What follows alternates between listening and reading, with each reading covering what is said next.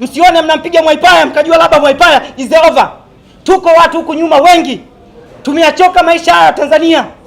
Maisha ya vijana wa Tanzania tumeachoka. Ajira hakuna, kazi hata hizi ajira ndogo tunazozipata maana yake wanashindwa kuzisimamia. Niwaambieni, issue sio Lissu, issue sio Lema, issue sio Mwaipaya, issue sio kiongozi wote wa kitaifa, bali namna ya mnavyoendesha maisha ya Watanzania. Tumechoka. Mje na Evans Mwagamba mkamata. Na nakwambieni, ni makamu mwenyekiti ni kaimu mwenyekiti Temeke. Tumechoka kama Watanzania kuona tunaonekana kama wenda wazimu.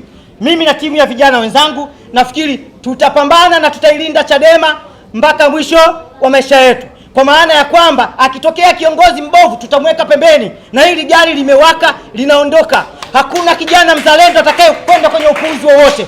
Hakuna Chadema atakaye kufa. Mtamkamata Mwagama, wengine watabaki, tutaendeleza. Na tulioko nyuma ni balaa kushinda wale mnawaona. Baba, siku tukisema tunaanza, moto wake hautakuwa huu ambao mnaujua.